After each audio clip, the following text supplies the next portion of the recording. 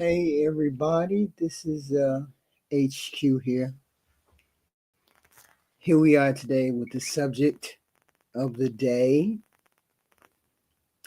Can a man submit?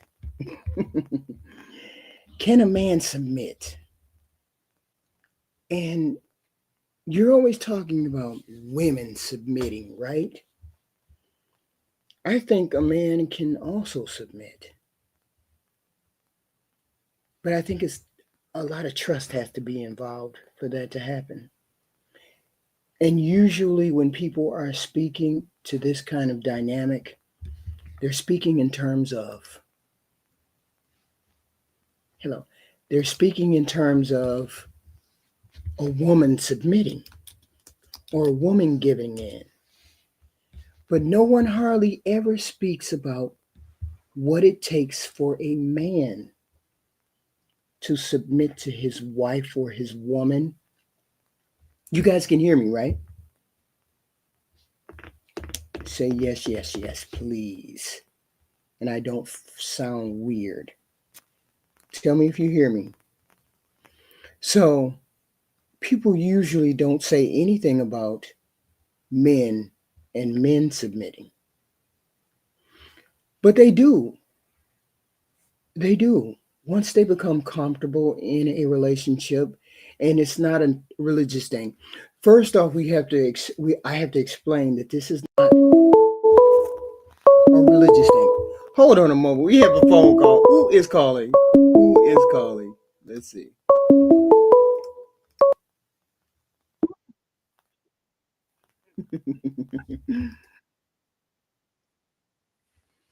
Yes, Mr. Jihan. How you doing? We just got in. What, you were so upset about this subject that you had to call in early? What happened?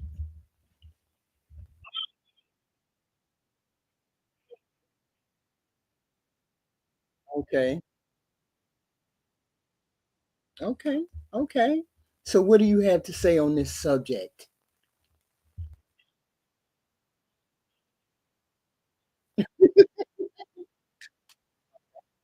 Okay.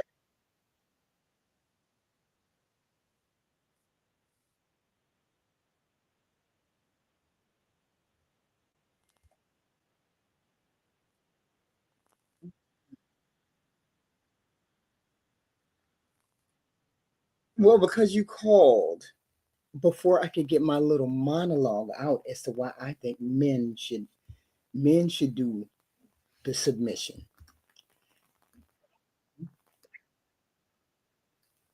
with the men's submission, right? Can you guys hear me now? Outside it now. You said no volume. You can hear me. Say yes or no. Yeah, but I'm talking to the people in the audience. Okay. So most people talk about submission in terms of the woman being submissive, but men also submit to their wives in their relationship and their female counterpart. Okay, submission looks different for men than it does for women, but usually it involves a level of trust and openness. I'm speaking in terms of being open and trusting to a woman. And I tell you how.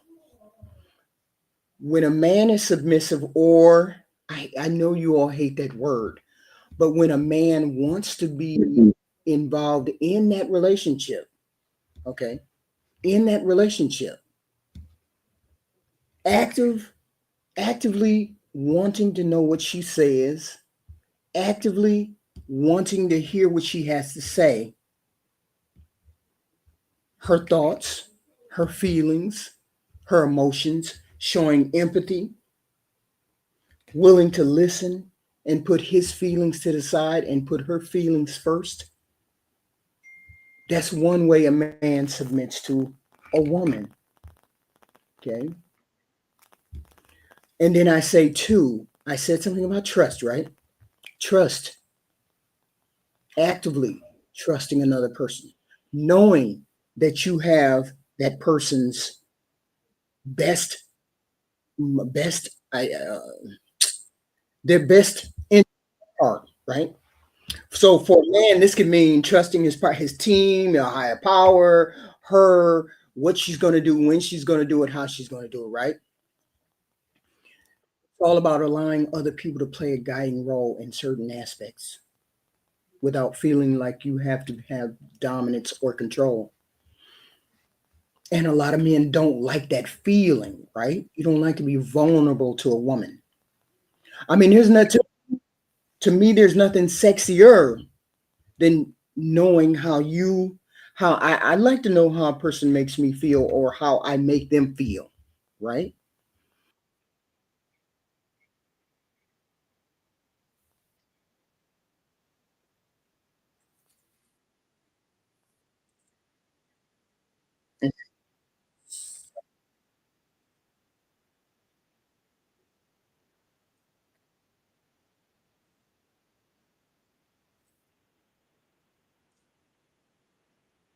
Right.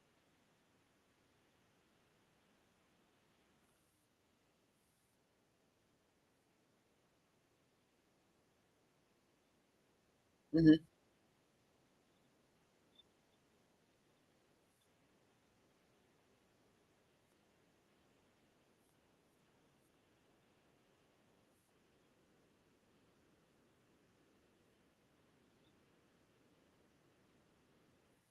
You don't think men can do it.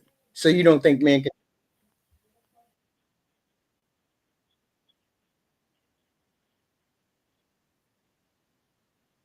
Mhm. Right,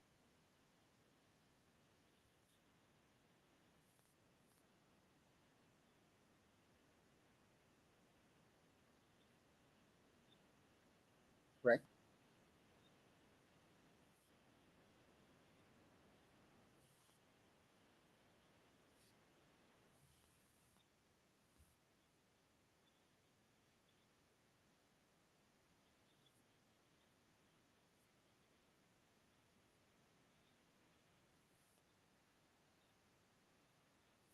Get on board with me.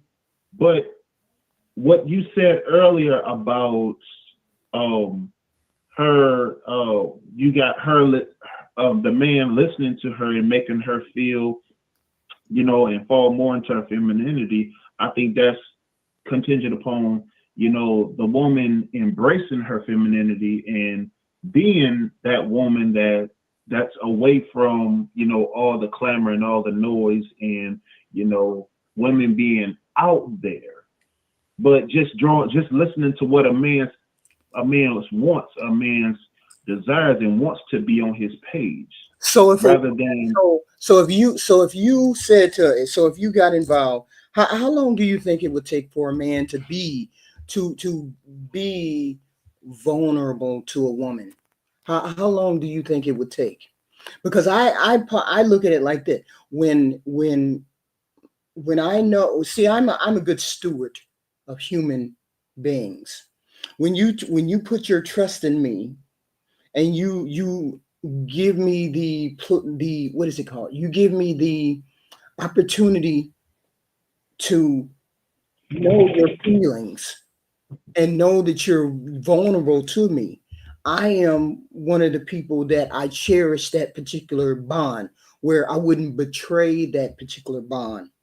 And a lot of Right. women I have heard say, well, she will betray that particular bond if I give her the opportunity for me, if I give her the opportunity to show her my vulnerable side, she's going to take advantage of that. See, I'm Boy, boss. people see.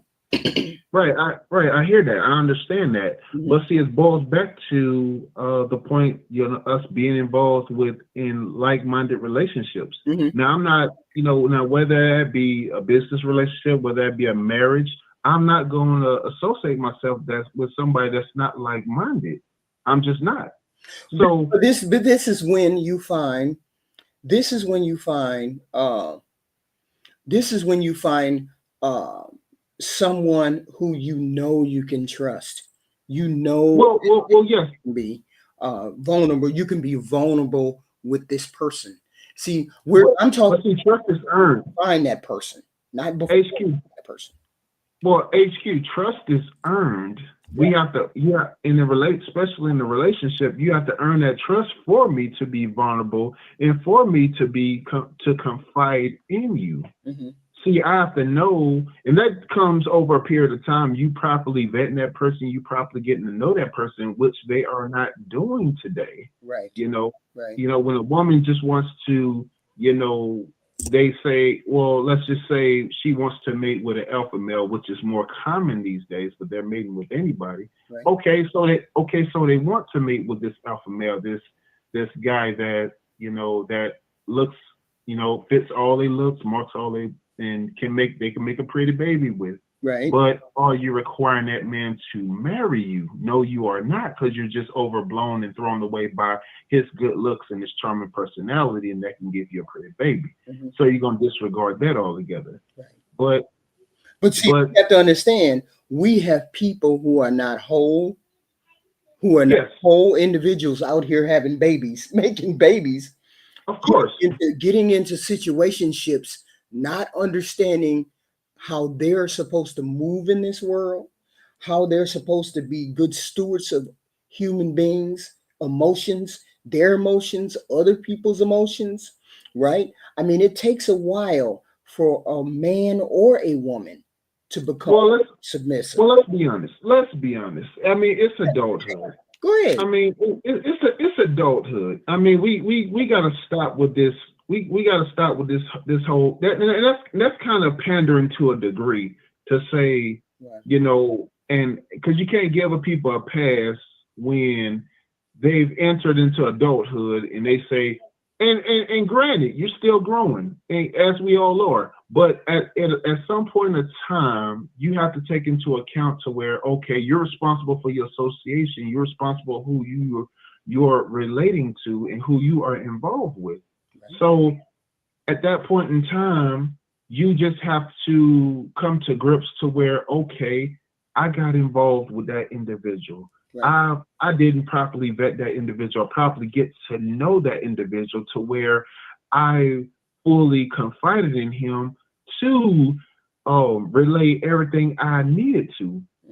And but then from there, it's never no accountability. It's never any maturity or any growth from that point. So from that point to the next, from that guy to the next, you are just channeling conflicting energy from one relationship to the next. So how do we get to the point where human beings, how do you get to the point where you say, okay, I can understand that I'm the mature individual, but she's not the mature individual? What do you do when you find out this person violated or cannot be a good steward of your emotions, cannot be a good steward of your relationship? What do you do then? I mean, men are capable of being emotionally available, but now we have such a pool of candidates that don't understand the dynamics of not being open with everything in a person's life. And this is a relationship that should be valued between a man and a woman. How do we get to the point where you say, hey, I know I picked this wrong female, or I know I picked this wrong man? How do we understand there's a baseline for relationships for men to be good, for you to be a good steward to their emotions? And then maybe this dynamic of not being able to get married or not being marriage material might fade into the background. How do we get to that point? But see, HQ, we got to go back, like you said, we got to go back to the baseline. We have, prior to all of that, we have to properly vet. We have to do the work that is necessary. So if you're not properly doing the work, then all of that is going to be over before it starts. Right. So, you getting to know that person, you're involved with, and being accountable. And if it doesn't work out and it fall apart, and then also that's also on you to take a step back, reflect, and see where you went wrong. Okay, did I do everything? Did I actually get to know this person? Yeah, this person is, drop dead gorgeous. I mean, and it goes both ways. I can't go out there and find a woman that, looks like Tyler the singer, like, oh man, she's just bad. She's just everything I want. And I just, my only thing is that I'm trying to get her in the sheets. That's it. And, time and time again, and not properly, see, is she a wife? Is she somebody I can confide in? Mm-hmm. Is she somebody that I want to take down the aisle, meet my family? How do you vet? How does one vet? How do you vet a person and know once you vetted that person that they're going to hold your heart? It's because it's primarily like holding your heart in like-minded interests, like-minded interests. If your interests are sincere to where you're looking to grow with this person, build with this person, in every capacity, and it's genuine and it's all there. If she wants to be a wife, asking her what she thinks about marriage, asking her what she thinks about building a family and sustaining the family, just where her interest is. And you can, the body actions are not gonna lie to you. She could say what she wants to say and how she responds, and I could take from that, me personally, and see how she responds verbally and a non-verbally manner, and see where those align, and give it time and see where, if it's consistent, see if she earns my trust, see if she earns my vulnerability, because those things at the end of the day have to be earned. And the commonality of the people today, they are not doing that. They are just looking for that next hunt session. So what is a woman? So what do you do? Are you intentionally, is a person intentionally looking for something, and then are you intentionally looking for these like commonalities, or is it just sex? If you're properly doing the work, you are indeed intentionally looking for like-minded interests, because at every level it's just, I'm not going to be able to sit in a room with the Elon Musk or Steve Jobs, because I'm not at that level. I'll just be another man in the room. Right. But a lot of these guys that have millionaire, billionaire resources, and I'm not that. I'm just there, so I don't exactly qualify to be in a room and sit with individuals like that. But I just use that analogy just to be like, most likely than not, things happen, but that would be a rarity to say that. But when you're doing the work in a relationship, like I say, you're properly checking off every list to see, okay, it's, I want to be married. I want to live a life of fulfillment. I want to be a husband. I want to have a family, and I want a wife that wants the very same thing. Right. So if we're aligned and we're parallel to that point, to where we share those similar values, and I see that, she sees that, and she's earning my trust, and showing me that that's what she truly wants, that is properly vetting. So you do believe a man can be submissive or be deferential to his woman or his wife?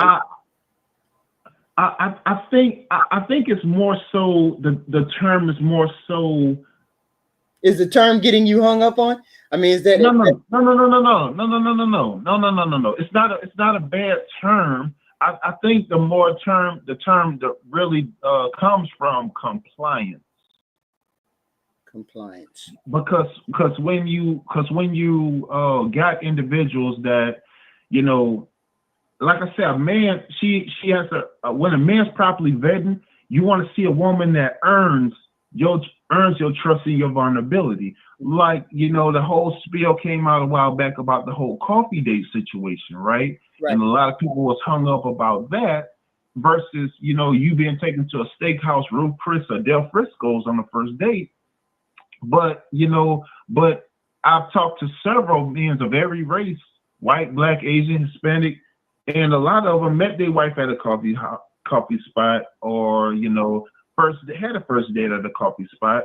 But, you know, it wasn't nothing that was frowned upon.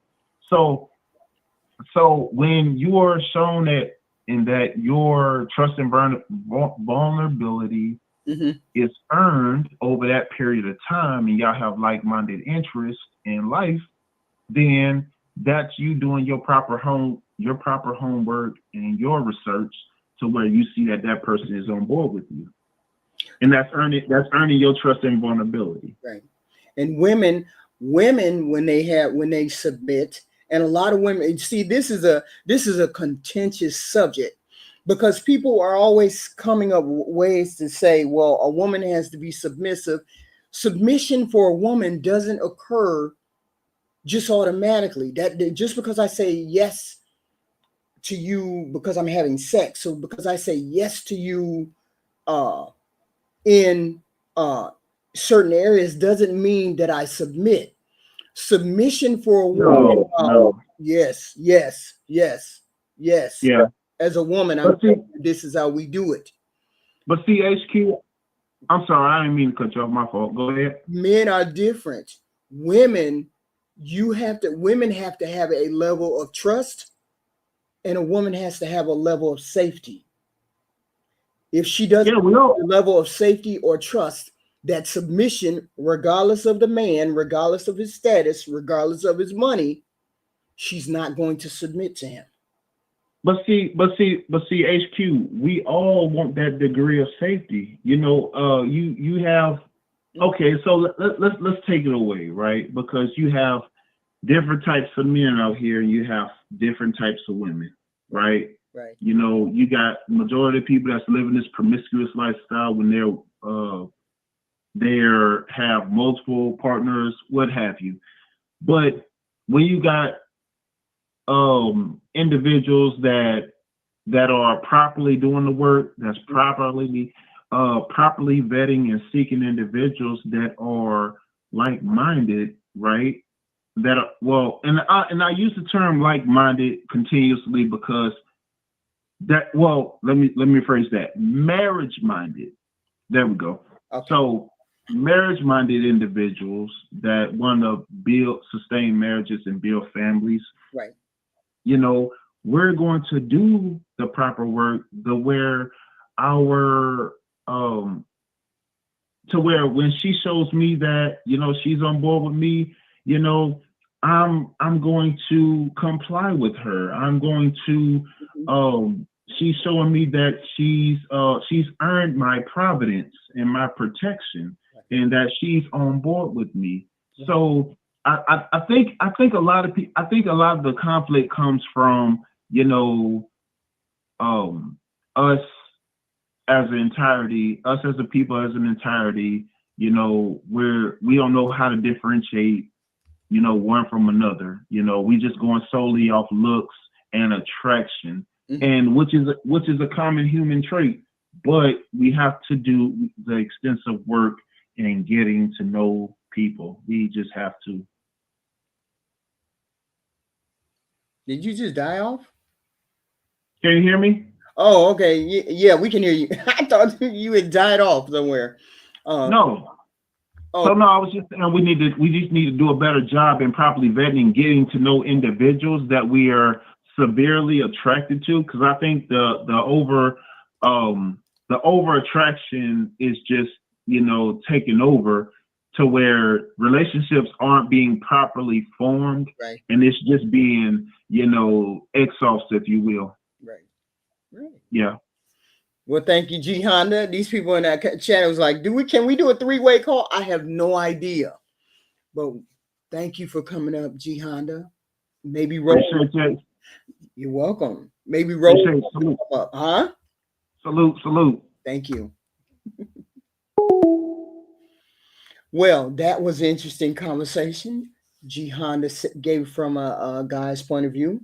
Uh, it's possible for submission in men but they have to have the right and proper vetting process. Women too, you know, women too, because I said as a woman on the dating site, when I got on the dating sites, the first thing I put on, you know how you have that, what is that called? You the background, you say background in the dating sites. I put down I needed to be safe and I needed to be wanted. And safety for me comes in the form of trust, you know, humility. You have to be trustworthy for the submission to come. For me, you can't just expect me as a woman to be submissive if I know that you're never going to be. See, for me, submission from a man looks like this.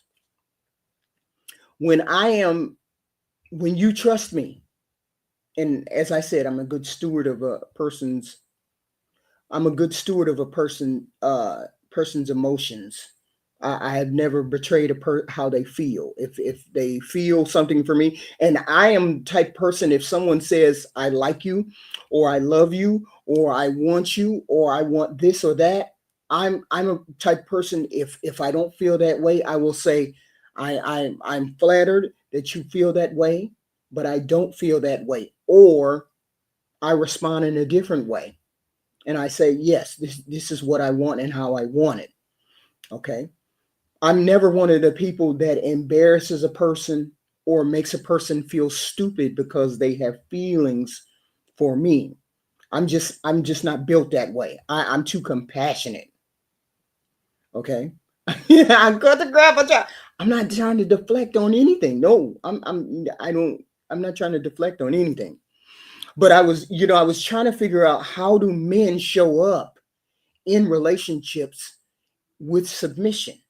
How do they show up with submission? Or I mean, I understand there's a base level that we all have to meet. We all have to meet, okay, in a relationship, and we have to vet and we have to figure out, is this person worthy of how I feel, worthy of keeping my feelings close to their heart, worthy of making sure that I don't get hurt in volunteering. We just have to get to that baseline, right? Otherwise, it's never going to work. A relationship or a marriage is never going to work if you don't automatically say, I'm going to be a steward to this person's relationship. Okay. And who wants to be emotionally vulnerable? No man wants to be emotionally vulnerable.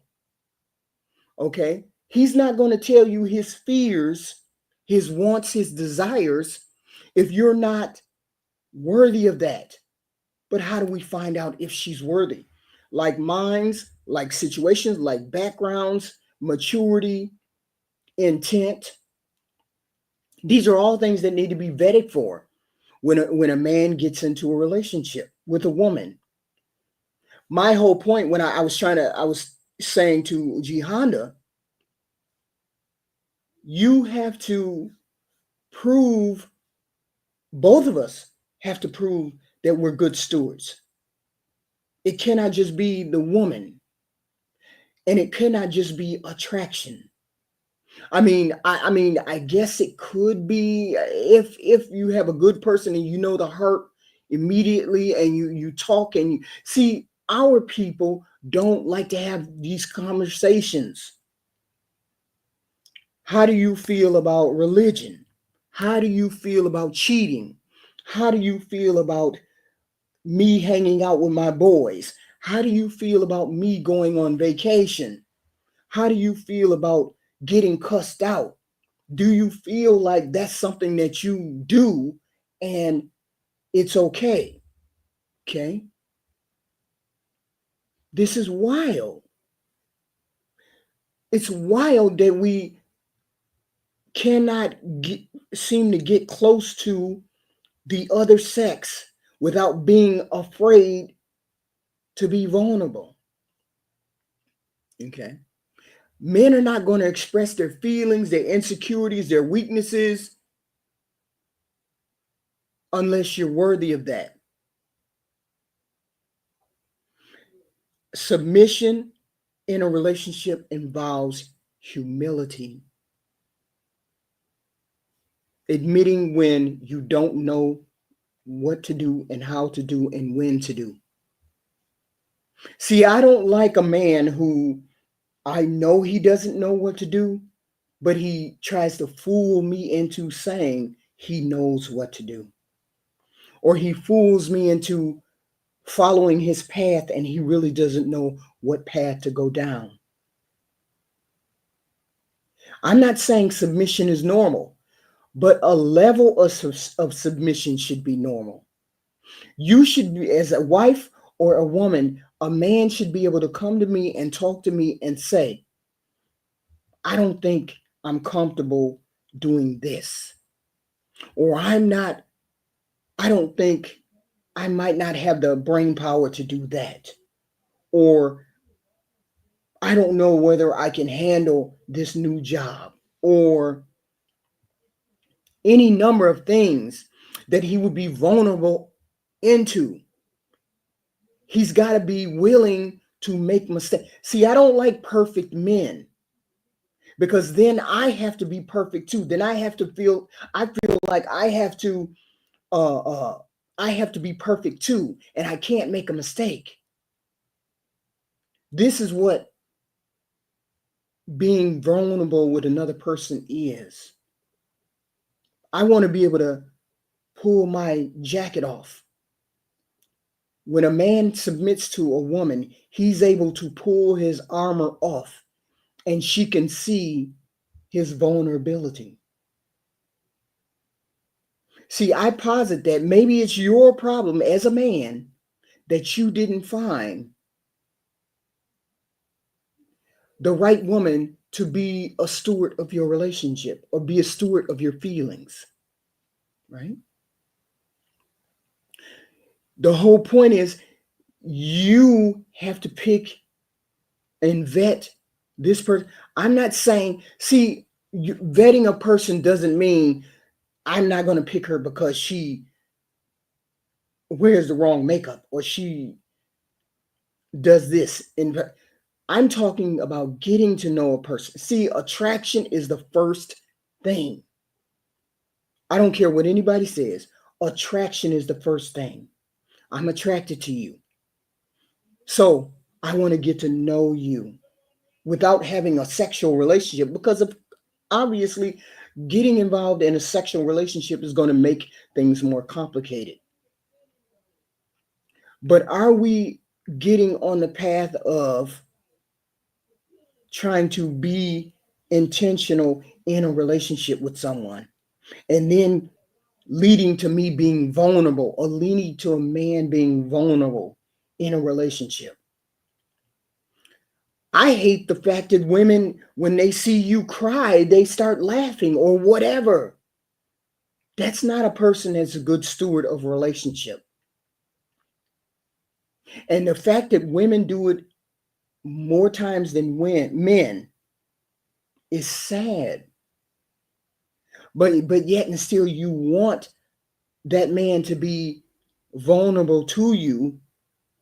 You don't want you don't want a man to walk around with a shell on all the time. You don't want a man to walk around with a shell on all the time.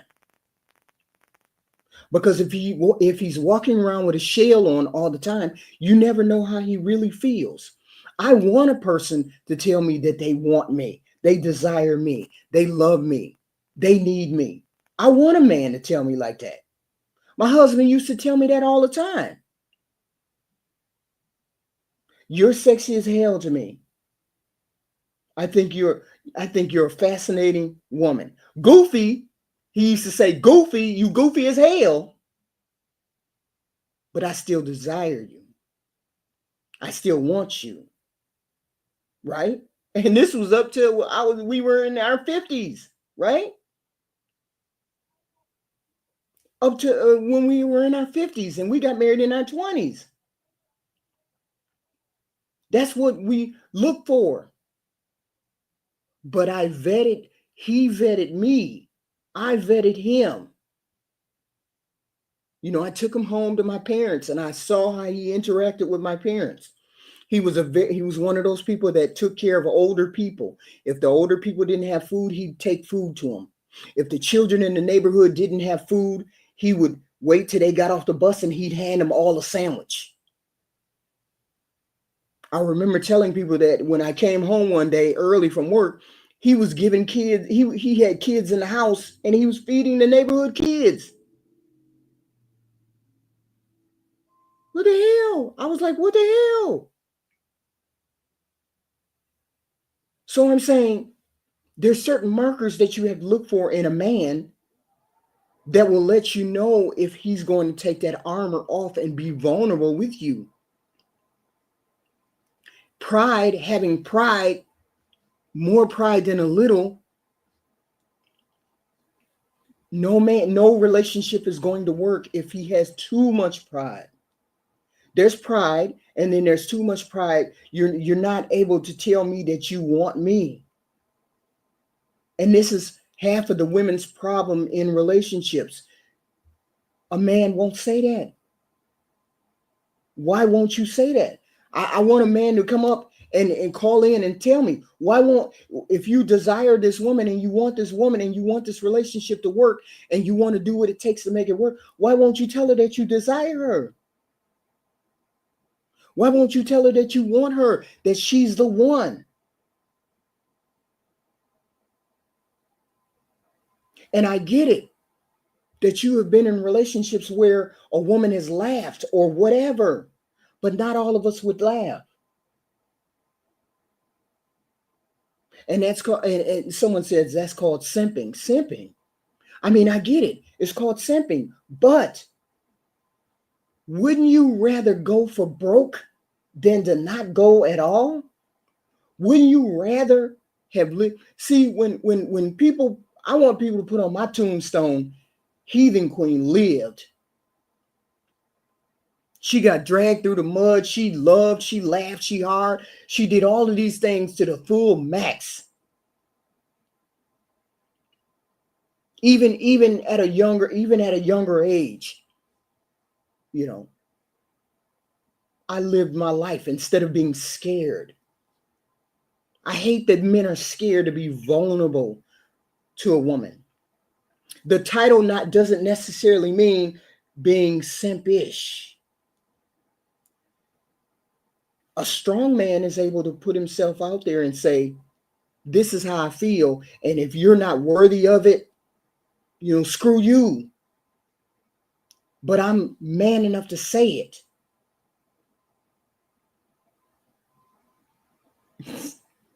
You better leave me alone, Rose. You know, and people look at it in terms of a religious thing. It's not a religion. I'm not a religious person. I'm a spiritual person, not a religious person, which means I don't follow any doctrine or anything like that. And my husband didn't either. But yet we were able to make a marriage work. So I'm saying you don't have to be religious in order to make a relationship or marriage work or follow those things. We just have to be a good person, right? You just have to be a good person. And that's why a lot of moral dilemmas that people have, I don't have those because I'm just a good person, right? And if you're a good person, a man will see that you're a good person and know that he can take that armor off, take that suit off, that heavy suit that he's wearing.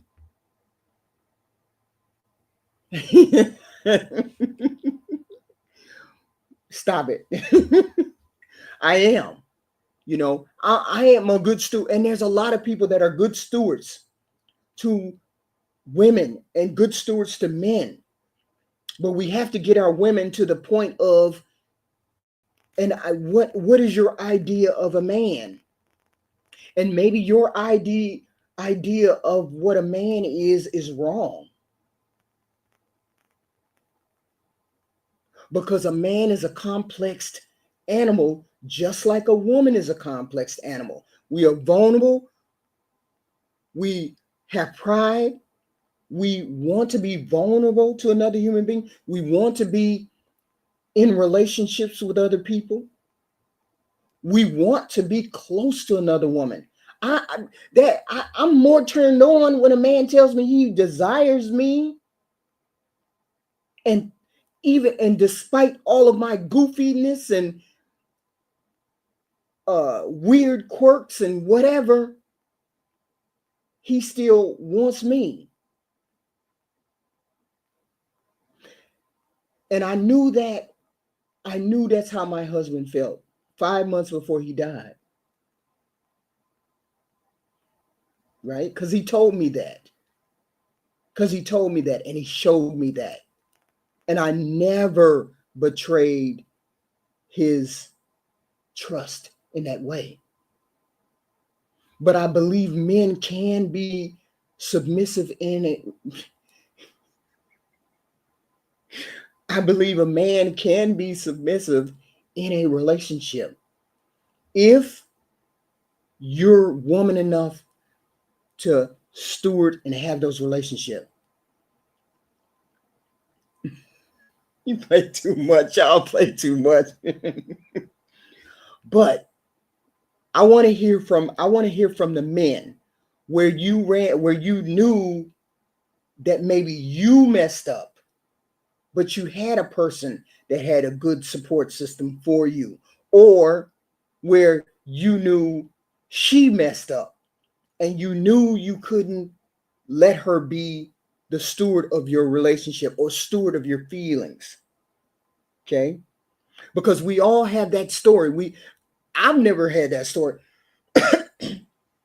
I've never really had that story because I got married young, so I don't know. But people have broken relationships, broken families. They have all of these things. Give me a person that has been through this. I'm not giving her my feelings. I'm not telling her jack. And how long did you stay in that relationship once you realized that person was not worthy of you giving more deeper feelings for? I'm not talking about a sexual relationship, because we've all been in sexual relationship. Of course, we all been in sexual relationships. I'm 50-some years old. Of course, I've been in sexual relationships. But I'm saying beyond a sexual relationship, somewhere where you looked at a person, you said, okay, I can probably make this work. And then she did some dumb shit. Or he did some dumb shit. And then you said, man, I ain't going to be able to tell you. I ain't going to be able to tell you this. I ain't going to be able to put you on like that because you don't know how to act.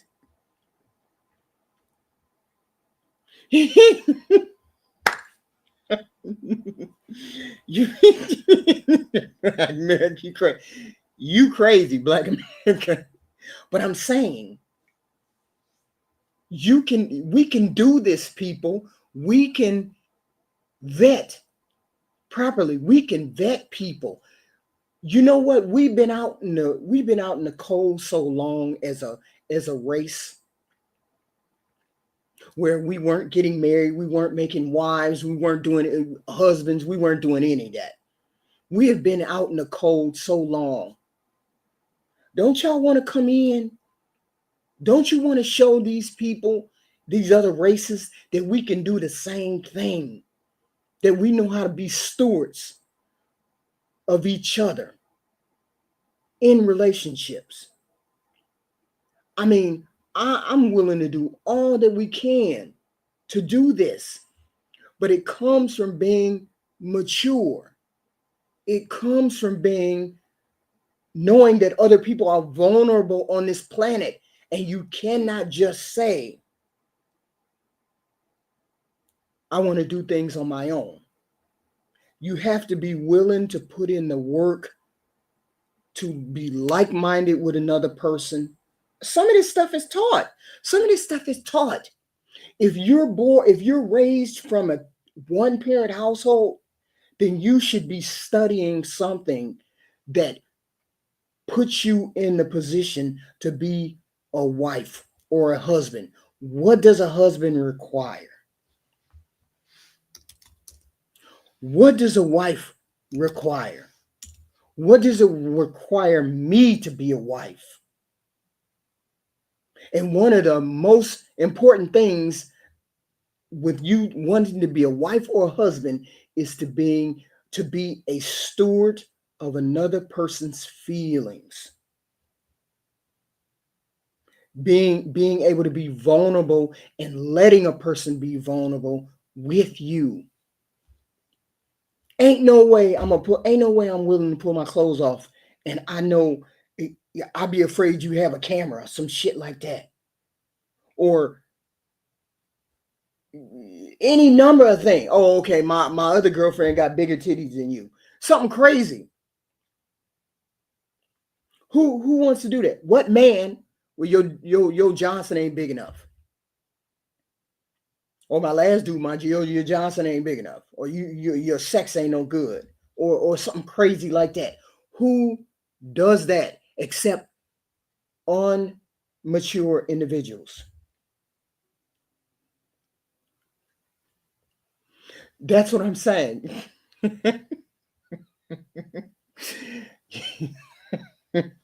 Y'all crazy. So I'm saying we want to be vulnerable with another human being. So therefore, you have to be a steward. First, you have to understand your feelings, your emotions, what you want, how you want a person to show up. A person shows up how they want to show up in a relationship. It's up to you as to whether you're able to handle that. When a man cries in my presence, I don't sit there and laugh. When a man says, HQ, I don't think I can be faithful, I don't laugh. HQ, I don't think I'm really able to be in a relationship with you and be faithful. I don't berate that human being. These are signs of maturity. These are things, this is how you're supposed to show up in relationships. You're supposed to be the bigger person. Every time you step foot into a relationship, you're supposed to be a good person to the other person, because you want to find out how this person feels. You want to be the person that this person confides in. You want to be the person that this person shows their vulnerable side to. If you don't get this, if a man doesn't want to show you his vulnerable side, he's going to show another woman his vulnerable side. If he can't show it to you, sooner or later, he's going to find that outlet that he can talk to and show his side to, and then you're going to look up, and then you won't have the man.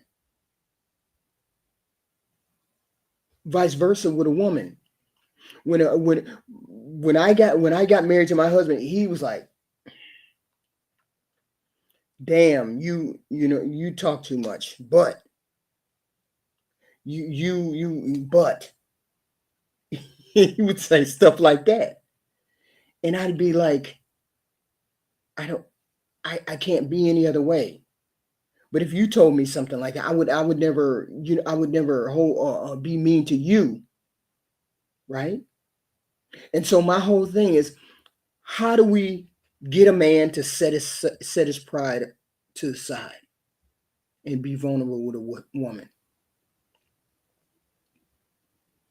And the woman, the problem with women is you see a man as weak if he shows you how he feels. You see a man as less than if he's vulnerable with you. I'm not beating up women. That's not what I'm doing. I'm trying to figure out why men are so averse to letting that armor or opening up that armor. People also say, well, y'all have a good your relationship with the white men or whatever. You have a problem with the or you get along with the white man quicker or whatever. And I say he's more willing to open up his armor and be vulnerable to a woman quicker than a black man will with his black counterpart. Why is that? Why does he feel the need to say, I can open up my armor, but black men say they can't open up their armor and be vulnerable with the woman that they want? That's a question that we have. Why is it that we can't do that? Maybe relationships would go further if we had that vulnerability that we can tap into. But men think it's simpish to express to a woman, tell her that you desire her.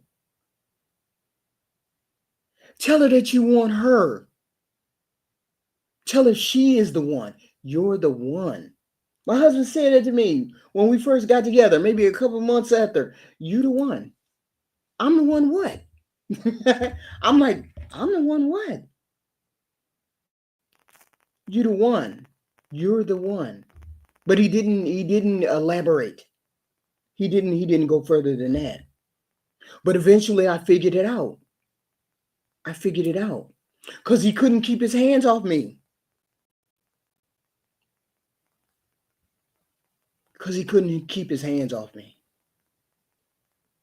And then, me being goofy, I'm not really thinking, I'm just going with the flow. And then it hit me, right? Then it hit me. Yeah. He's serious. He sees all of me. And he accepts all of me. And I accept all of him. And so he's comfortable telling me that I'm the one. That you're the one. And I don't know how to express how that feels when someone tells you that you're the one and you're worthy of that person and you're worthy of those sentiments and you're worthy of being wanted and knowing that you want that person and that person looks at you. It's the right moment, the right time. And that person says, I want you. You're the one.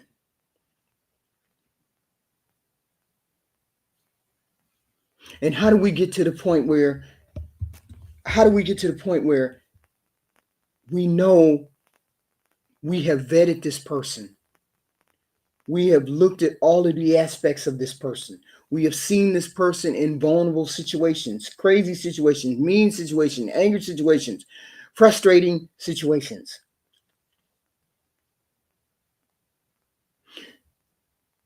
Where we can be vulnerable with a person and know that we're going to handle their feelings like an adult human being. Men are afraid of that.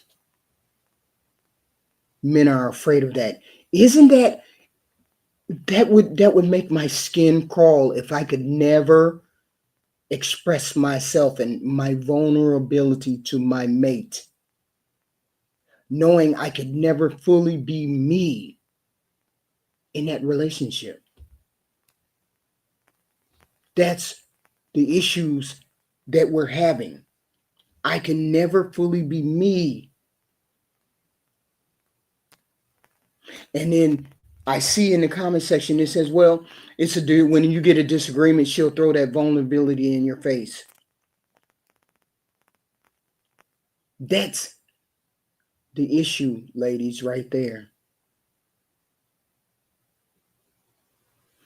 Oh no, I've never had that yet. I've been stalked one time.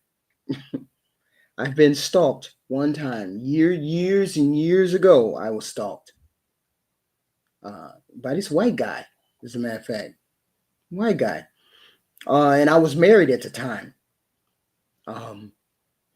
But it never went far enough for my husband to really know, because my husband was a truck driver. He was a truck driver, and he was on the road a lot.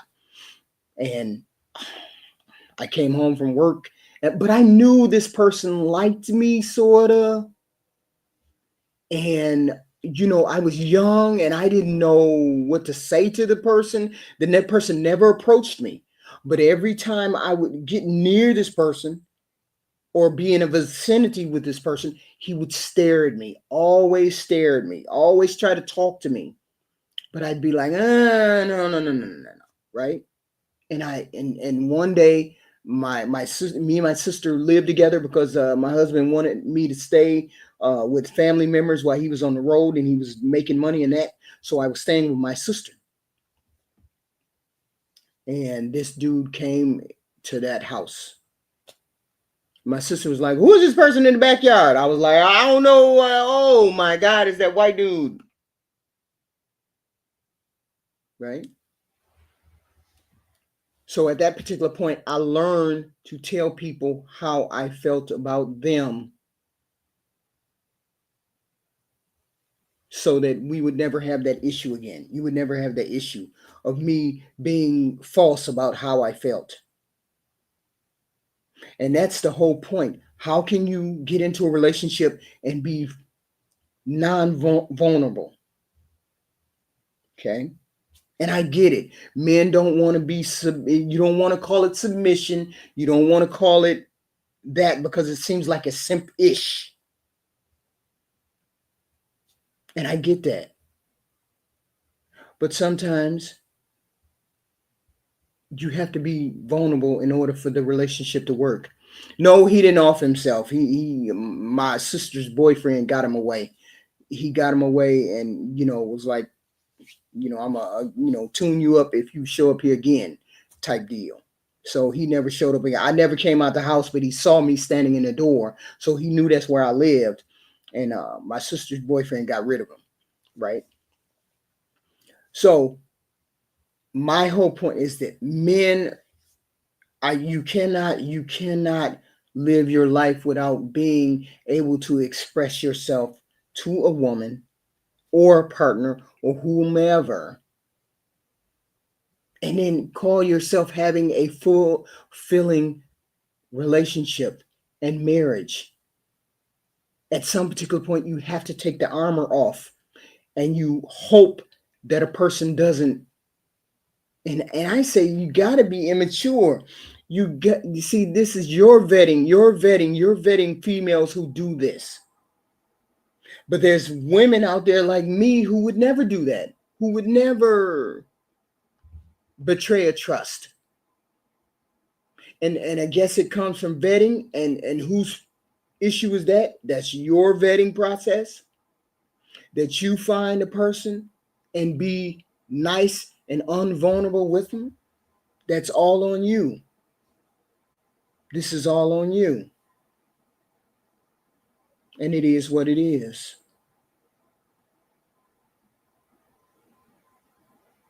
What in the world are you all talking about in the chat? Somebody pulled a knife on somebody? Oh my goodness. Oh my goodness. No. But as we discussed, men want to be vulnerable in a relationship, but they can't. Actively listening to a female, letting her know where your boundaries are. It has to be trust and dependence on that trust. I can't come home and cry and expect decent results. No, he wasn't. No. No. You have to be willing and able to look at her and make sure you don't think she has to stay in a box. If the woman has to stay in a box and she cannot be vulnerable, she cannot be safe, you cannot be safe, you do not feel you don't have room to be vulnerable, there's going to be issues in that relationship. I say, can a man be submissive in turn emotionally? Maybe it's an emotional thing. Maybe it's only a female. I don't know. Okay. I wanted someone to come up and explain who can come up and say they could be vulnerable. Is there a person that wants to be vulnerable in a relationship but they can't? Do they want to grow in a relationship? Growing in a relationship means you're going to be vulnerable. And that maybe the word submissive is the wrong word. Okay? Maybe that was the word or the wrong word. Maybe vulnerable is the word. Can a man be vulnerable in a relationship? Can he pull his armor off? Express how he desires his woman, how he wants his woman, instead of being a tyrant, rah. Okay? Because that is what you feel as though you have to be, is the strong person. But a woman also wants you to be vulnerable, open to her. All a woman really wants to hear is that she's the one. And then you pray and you hope that she's going to be a steward of how you feel. Vetting properly, knowing her values, what she values. Does she value marriage? Does she value a person's feelings? Does she validate her feelings? Does she validate your feelings? Does she respect other people's feelings? Does she have compassion for other people when they cry? Does she have compassion when a person is hurt? These are the things that you look for in a mate. When you get involved with that person, do they have compassion for children when children cry? Do they have compassion for you when you feel vulnerable? Test the person out. Test them out. Make up a situation where you'll see how they feel in that situation early in the relationship. And you'll know. You will know by their reaction how they're going to be in stressful situations, how they're going to be if you have to cry, how they're going to be if a relative dies, how are they going to be if something happens and you're not the strong male that you're supposed to be in her eyes. You fail at something. You're too vulnerable to fail in front of this woman. These are the way, this is how you take steps. The vetting, the compassion, the vulnerability, testing these people. Don't you test people that you get involved with? Test them by saying certain things, testing them by doing certain things. Don't you test these people? That's how you vet a person. You test them. Not in a malicious or maligning way, but in a regular situational way. Right? Like, I'm late. Like, you're late, but I need you to be on time, but you're late. Or someone says it's what you have to do. Okay? If you want to get the real response from a person, you have to do tests, small tests. Just saying me and you go to church, me and you believe in Jesus, me and you believe in this, that's not total vetting.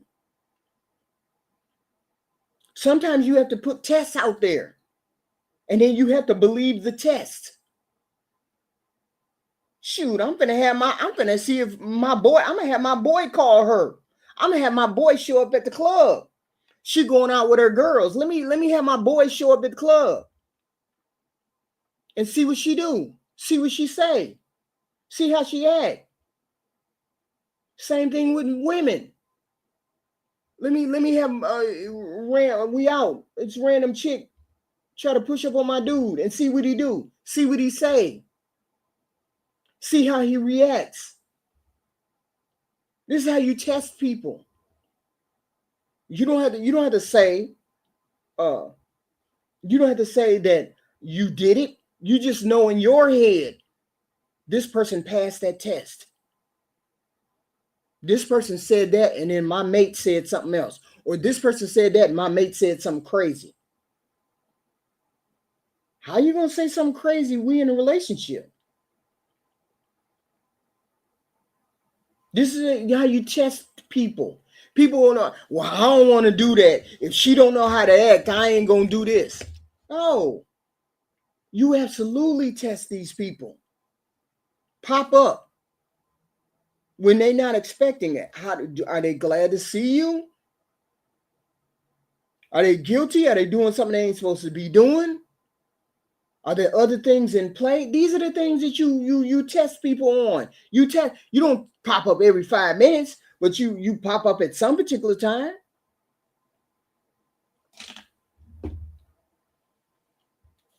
We're going on a vacation. Do you got the money for it? Do I got the money for it? We go to a restaurant and she automatically think I'm paying for it. What? These are the tests. But people, because they're vulnerable or because they want so hard that you forget to vet in the beginning. These are things that you should be doing the first 6 months, years that 6 months and year that you're involved with the person. After that first year, you should know how that person, you should know if it's drama filled, you should know that that's not the person that you should be with. If it's drama, and you can't be vulnerable with that person. Hell, yeah, I popped up on my husband. He lived in a dorm full of men. A dorm full of men. I popped up on him one night, 11 o'clock. 11 o'clock, I popped up on him. And him and his buddies was in there drinking and smoking and smoking weed. And he was happy to see me, but I don't drink or smoke weed, and I never have. Right? So I did that as a test, because if you had seen my husband, he was a very handsome man, straight white teeth, beautiful smile, the whole thing, body, everything. Hell, what the hell would he deal with me? And I got 2 kids.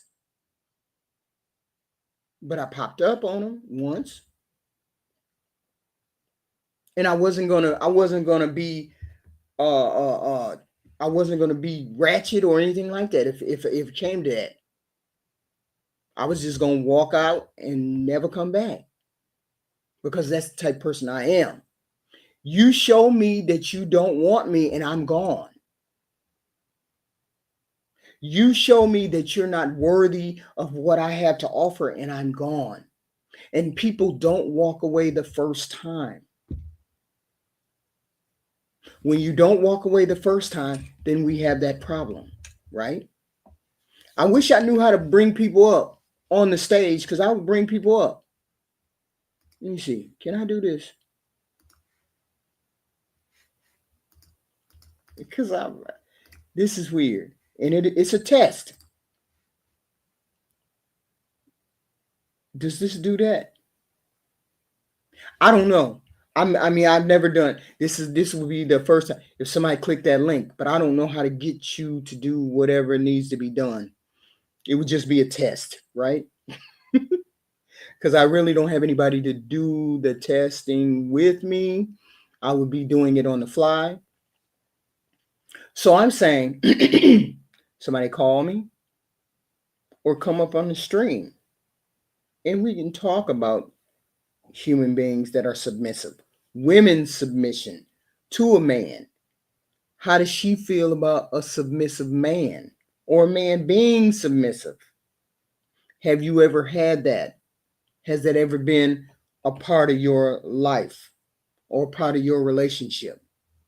Or call the phone? I don't know. Jihad, what is this whole thing you guys got going in the comment section? This is wild. So you want me to pull up to his house, see if he at where he say he at, or where he gonna be? Yes. That's exactly how you do it. I had a little time on my hands. I had a little time on my hands, and I decided I would join you. Can I join you? And see how they react. Because you want all of these instances to happen. You want to be able to see how this person is. Someone said it the other day. Who was it? Stephen.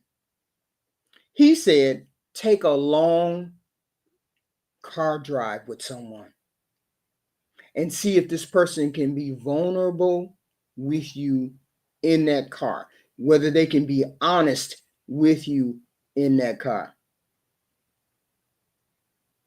Okay. That's what your white man was doing, HQ. Why did you call him a stalker?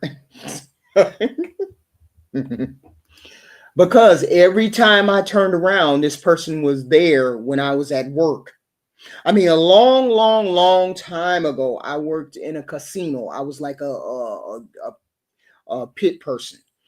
Worked in a casino, and this person had a job on the floor of the casino, and they would make it their business to be over where I was all the time. That's why he was a stalker. Okay. So that's a stalker, right? So I've had one, but that's it. And then there's stalker people on Facebook, but that's a whole nother level of stalker-ish. But anyway, taking a car ride and doing what you have to do on a car ride, getting to know that person, getting to know their vulnerable parts, a man especially. Okay, do things that are deliberately annoying so you see how they react. Do things that are deliberately going against the grain and see how they act. Okay. But I don't want a man in my life, and most women don't want a man in their life who doesn't know how to express himself in a relationship. Telling me you love me, okay, that's a good start. I get it. You tell a woman you love her, that's a good start. But is she desired? There's a lot of people on this planet that go home every day and they don't touch their wives. They don't touch their husband. They don't tell them that they're desirable. They don't tell them that they're wanted, and they take them for granted.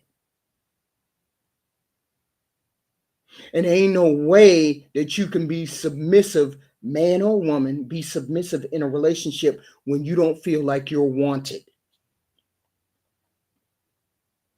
And I'm sure a lot of people understand how that feels, to not be desired, not be wanted, only be wanted for your paycheck, only to be wanted because your body is like this, only to be wanted because you had kids by this person.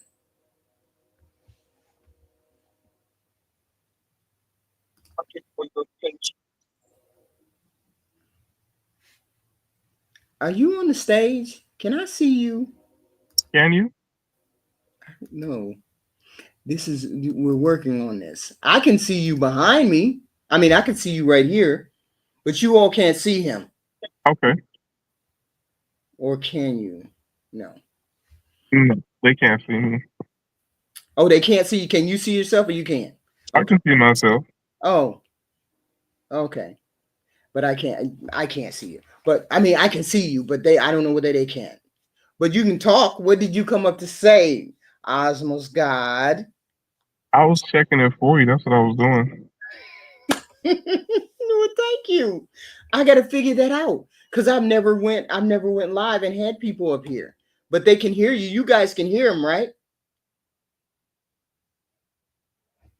As long as they can hear you. Yeah.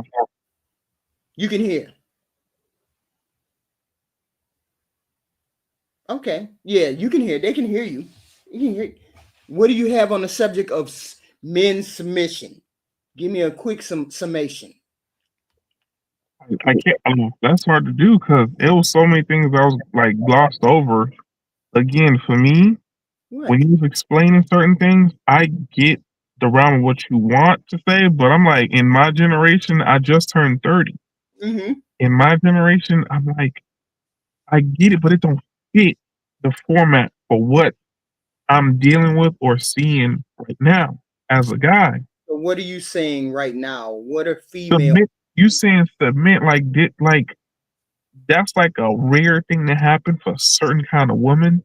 Mhm, That's not the norm. So it's like it's not possible to spending time with all this emotional stuff you saying.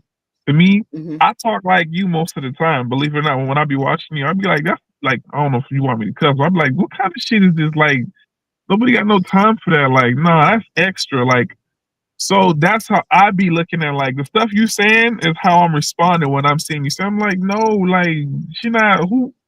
What kind of girl should I be doing this shit for? None of them So are show. you?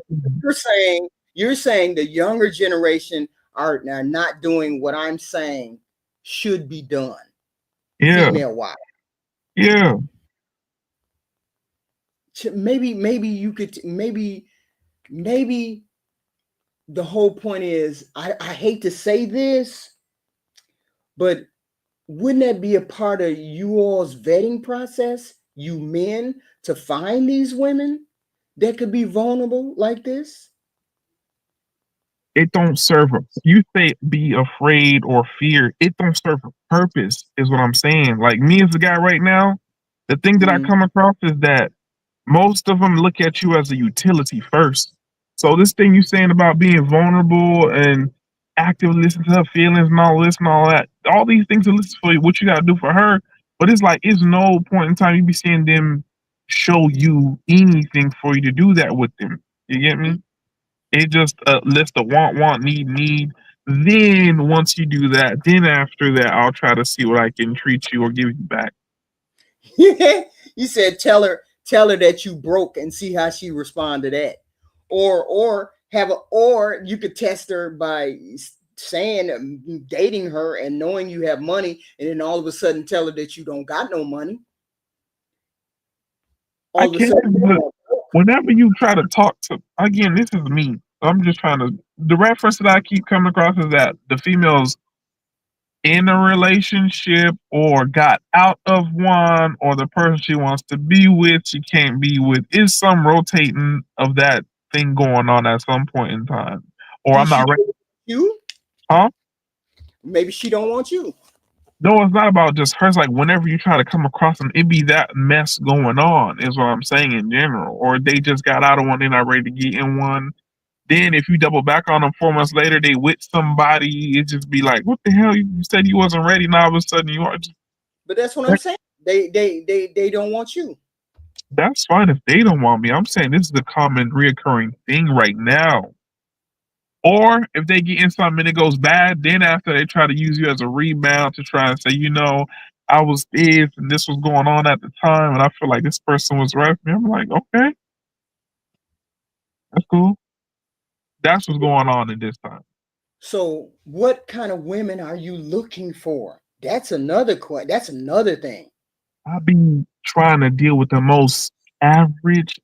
I be thinking of the most basic of the basic. You know how you get a car, it come plain, Mhm. no extra anything. You just want stock. Right. You don't need nothing. That's what I'm. A basic model. Yeah. That's it. That's even hard to find. That's becoming like a rare kind of damn Pokemon, basically. That's wild to It me. is. That's what I'm saying. From the timeline that you're talking about, what I'm growing up in, even the fact that the people that raised you aren't raising these girls or these guys that way. Because I listen to the women too. I talk to them to listen to them. The Right. kind of guys that they keep talking about, what they keep dealing, I'll be like, that's wild. This girl last week, I was working with, showed me text message between a guy she was dealing with, and she young, but I was like, this guy was offering just to give you gas money, just to come over to hit, to smash. I was like, wow, that's amazing. Hell no. Yeah. This He this went, whole dynamic is like, look but see, here's the thing. You guys got traitors in y'all midst as men that are going to do this, that ruins the good relationship, ruins the good guys dates. Older men who are paying, who don't mind paying. Now the pool is tainted with women who think you got to pay for me first. You got to do this first. How do you wade through that? How do you men wade through all of that? Aren't there men who are out there who can tell you guys how to wade through these men, wade through these women? I'm sorry. There are. I know them. I've talked to them. But we always come at the same crossroads for men in general. Right. The same crossroads I keep coming across is that you just go back in time. That's something that I always seem to come across. You just go back in time. Right. Because the time that you want to make yourself and become a certain kind of guy, the girl that you want to get with gets taken already, usually. So now when you reach that point in time, you just have to go back 5 years younger or 10 years younger. Inevitably, unfortunately, it's like what it comes down to. And it's like, I don't know how to vet. I don't know how you all would vet these women. How you would find a woman. You just want a basic model. You don't want her to want X, Y, and Z, but they all come the same way. Is this what you're telling me? They all come with wanting you to take care of them, provide for them, and do all of that. Yes, but now my bias here is that I haven't tried to really deal with other races. Like I've leaned toward Hispanic, but it's been mostly black. I'm only talking about black. Now other races, the Hispanic women are more like they different. They don't be coming with like the stuff that I'm talking about. Mm-hmm. But if a Hispanic person tell you, they'll say, nah, they deal with that all the time. But me, I ain't really going for white, but I'm thinking more or less I'm gonna stick to black. But that's what I've been dealing with black my age. So what about foreign blacks? Foreign black? Like I don't know, Brazil black, Puerto Rican black. I mean, have you tried any of those? No, they sort of come with the similar expectation, but they already come up front with what they're trying to do for you. But they still want that same exchange as over here. Here, the exchange is like they just want that first, then they'll try to sort of see what they'll compromise to give you, as if they doing you a favor. As if I'd be like, Jesus Christ, okay. So what do you think? So if the women won't change, and you're looking for a specific woman, and you know this is the way they are, why not find that basic model and then compromise? Because you don't want a woman. What is your biggest fear? What is your biggest fear? That she wants you for your money? What is your biggest fear? What does that look like? My fear? Oh, actually, the one thing that guys always have an issue with, even me, is that you could spend 5 years. There's always going to be somebody richer than you, stronger than you, or more handsome than you. My fear is that that's what you will sell me out for. That one day, because again, it's an emotional roller coaster with them. One day they feel like this person's telling them what they want to hear, or they want to compare me to this other person, and they want to leave for that reason. And then it turns bad. That's what happened with my ex about like 4 years ago. Mm-hmm. She thought somebody was better, and that didn't turn out to go how she wanted it to be. And then it just fell apart. And I got an update like probably a few months ago about that situation. Mm-hmm. I was like, wow, that's why all that time wasted. You can't. That's the one thing you cannot do. Life be lifing. You cannot sit here and say, I'm not going to take a chance because she may not want me in 4 years, or she may not want me after 2 years. You have to take the opportunity to move now. Because if you don't move now, you're going to be sitting here 40 waiting for that one particular woman to come your way when you know that they're not like that. There's women out there that will not be looking for a new opportunity, but you have to be the best that you can be And the only thing you can be is the best that you can be. You can't make yourself be taller. You can't make yourself be sweeter. You can only be the best version of you and put yourself out there and get the best catch that you can. Are you looking at women that are actually in your league, in your capacity? Because I know I would never get a Denzel Washington. So I know that I know I'm not getting a Denzel Washington. I just know that. So therefore, I have to go a different route to find the desire that I want. Are you going directly for the one that you want and make this is the most fucked up thing to say. Sometimes the person or the woman that you want will never want you. That's true. Sometimes the person that winds your clock up, makes your wood hard the way you like it, will never want you. So my whole thing is, are you going to wait all your life for the one that you want, the one that may or may not want you? Or No. are you going to go for the opportunities that are there? And I'm not saying settle for somebody who has 2 children or 3 children or whatever. I tried that 3 months ago. I tried to deal with some lady. She was like, he just turned 40, 2 kids or 3 kids. But that didn't go too well either. But there's women out here who don't have children. Yeah, no, I know that. But again, it I don't know what kind of crossroads they keep coming into. It's not until they end up having a kid, they have this epiphany. Then they understand your character as a guy. They understand how simple I am. I just be honest. I don't want nothing complicated. I'll joke. You need something, I'll help you, or we figure it out. I try, to not lose my sanity, right? I'm trying to hold on to this like metric of like trying to stay formal about stuff, right? The same principle you grow up when you're 10 years old, 15 years old. You try to like talk to a person. You ask them what they like, what they want to do. Try to just be just simple. But you say my league, I be trying to think, okay, I ain't never thought about that. What's my league? Yeah, what is your league? Are you fat? We can't tell. What's going on? I'm not fat. I'm like 6'1". I'm not too out of shape, I guess. I'm like 185, 190. What do you mean too out of shape? What the hell does that mean? What? I don't exercise as much as I used to.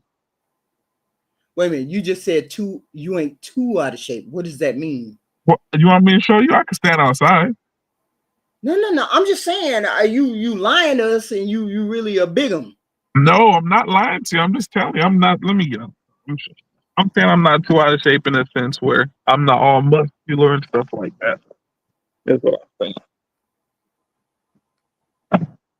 Where the hell can I put this phone so you can see me properly? Let me see if I can put it right here.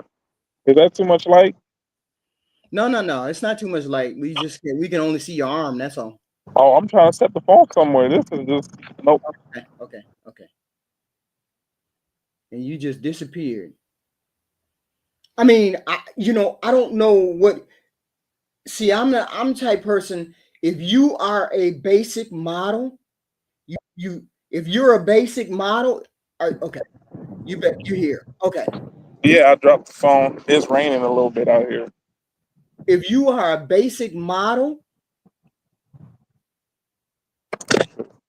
and you're basic model and you got a job, you don't work at Walmart or some shit like that, right? You got a decent job. Me, if I work at Walmart? You work at Walmart? No, I'm saying you asked me. No, actually, I'm trying to get a job. I do box trucking. Oh, you a box truck driver. Oh, okay. He about 6 foot, red shirt, dreads, jacket. There's nowhere to put this phone. I just came here to get something for my car. Normal, standard, everyday, average Joe Blow. Okay, so what kind of women are you looking for? That's the question. What kind of simple women? Simple women that want to do simple stuff like have a relationship, get married, do the kid thing, the family thing, try and do some traveling. That's about it. And you not a stalker. Stop why? Yeah, There's you, too many people to be out with you. Stop. you did.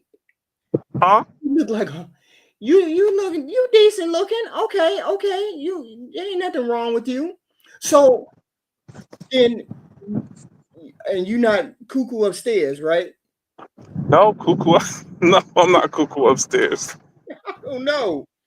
So my whole point is you have to figure out where your lane of women are. What kind of women are you attracted to?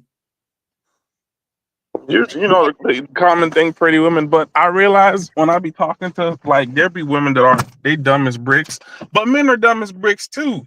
So I know it's fair in that point. But I'm like when I talk to them, nobody can talk about philosophy, science. They don't talk about anything. Like they be bored of the conversation. I'm like, then what? What? I'll listen to you. Let you talk. They don't got nothing they be talking about. They don't be talking about nothing. Nothing. Oh, you ain't horrible. Okay. You ain't fugly. You know, you just an average looking person. Right. Yeah. My whole thing is you normal looking, you're not overweight, you're not cuckoo. So why is it that you're not finding who you need to find?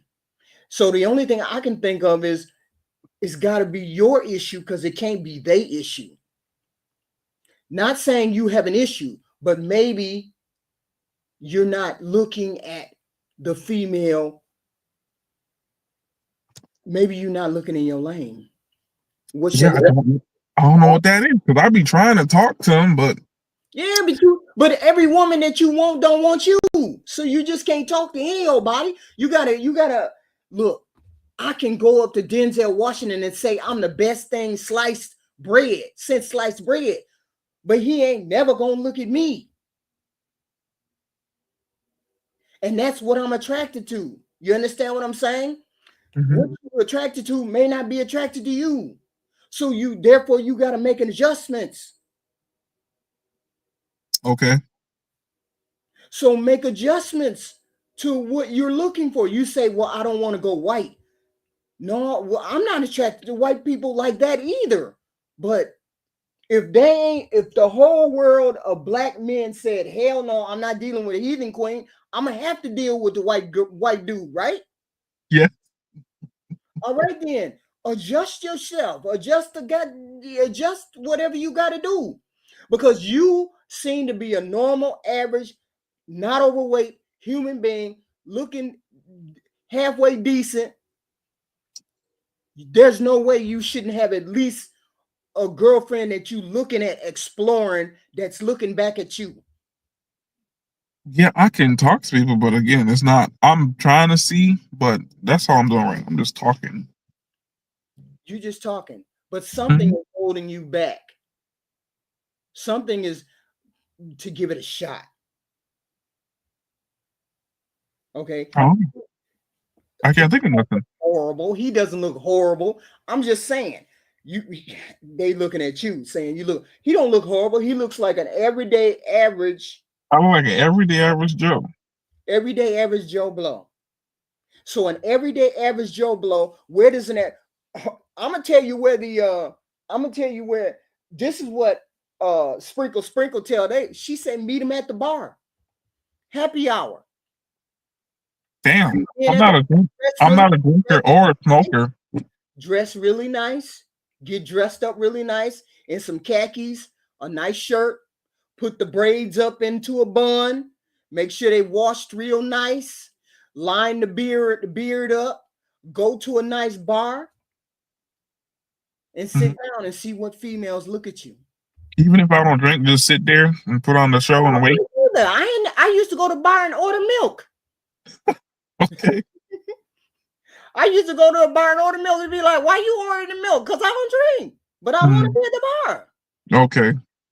Or ask for a virgin pina colada. Okay. Ain't no alcohol in there. Okay. I ain't never tried that. It's not my cup of tea, but now that you recommend it, I can look at doing it. Come out of your comfort zone. Because if you don't come out of your comfort zone and you keep doing the same thing over and over again, you're not getting no result. So do something different. Okay. And it don't even have to be in the middle. It don't even have to be at night. It can be happy hour. Women go to them happy hour things all the time with their girlfriends from the office. Okay. Well, at least I got someone to bounce the idea off of. It's never really hit my mind to just try that approach. So, I mean, what is it going to hurt? You see what I'm saying? yeah. What is it going to hurt? It's not going to hurt for you to try something new. I never tried to go to a bar and pick nobody up. I've never tried that. But when I get out into the dating market, when I feel like it, I'm gonna do just what the sprinkle lady told me to do. Dress up real nice, put some heels on, some nice open-toed shoes with a nice dress, and go to a bar where they do happy hours. Okay. And see what I can do.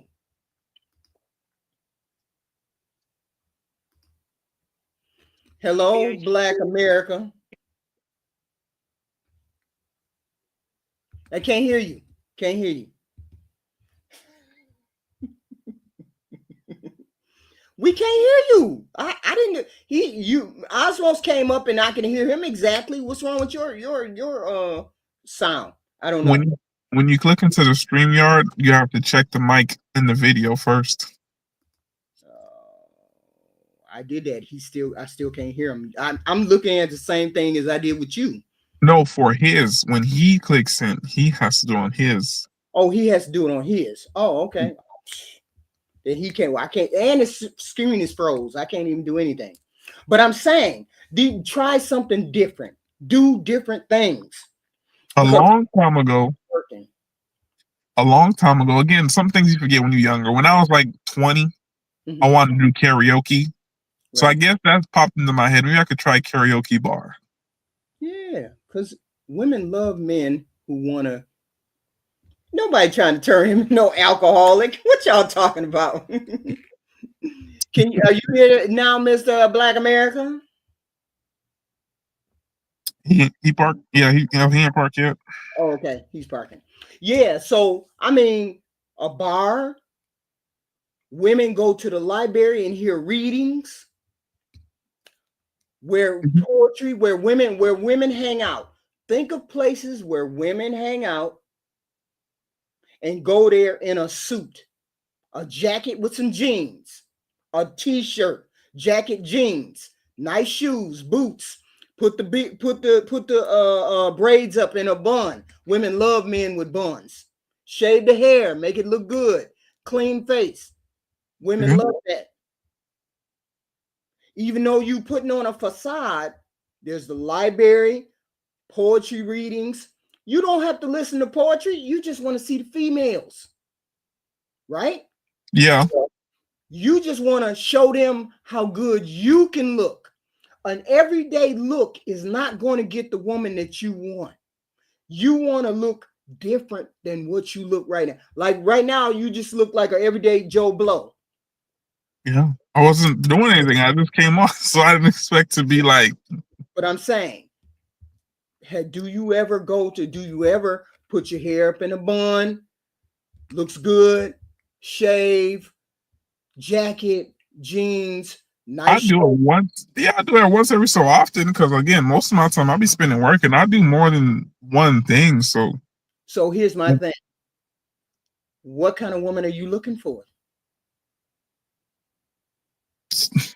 I ain't thinking about it. I just like want just a regular woman. That's what I'm saying. Like I meet you, you meet me. You could be working, and I could be working.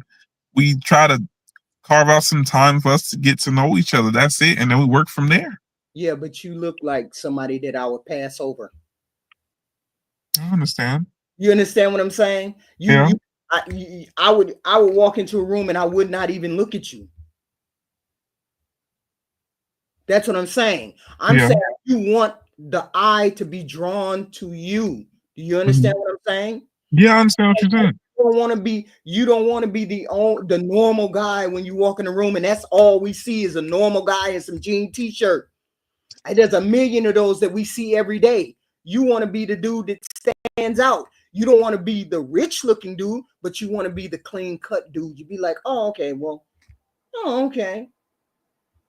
He looked better than that ordinary Joe Blow. That old Joe Blow got on t-shirt and gym shoe. Oh, he got on jet. Oh, okay. Okay. You see what I'm saying? Just I see what you're saying, but again, okay, I got what you're saying. you got to switch it up. Women can go outside in a plastic bag and get picked up. Right or wrong? yeah. Okay. Men have to do something else to get the attention. And that means looking clean cut. That means coming outside without, not always in jeans and a t-shirt. That means coming out and making an impression. Okay. Even if it's once a week, go to a place that you never have been, and then dress decently. Dress like you're looking for something. Okay. Instead of dressing like, damn, I just came out of bed. I just walked out the door with these jean t-shirts on. Depending on the woman that you're looking for. Right? Yeah, they always say dress for the job you're trying to get. What happened to Black? I thought Black was going to say something. He dropped off. But because you haven't told us what you're looking for, so we don't know. I'm just trying to just stay in a certain mentality to not get warped, is what I'm saying. So to now just try to add the what am I looking for? I'm just like, I'm looking to see anybody that's just like as simple and easygoing as how I'm wanting to do things and get involved with. But I feel like the way I want to do it is so out of date now. Like I feel like I'm in a different timeline. I'm like back in 2002. You got I guess chase you then. You got to make her chase you to see what you're about. You're trying to make her get on your program, right? Yeah. So you should be making her chase you. Damn, what he all about? Jacket, jeans, nice set of shoes. What's going on? Instead of you chasing her, make you be the alluring one. You be the one to draw her into your circle. You want them looking at you saying, what's going on with him? He come to the bar, he's sitting at the bar, he ain't worried about no women. He just making he got his own thing going on. He's sitting there having a drink and ain't paying attention to none of the women. Maybe you have to come up to you. Now that you say, I'll be like, I should just go there just because I want to go there. It's not even about the females at this point.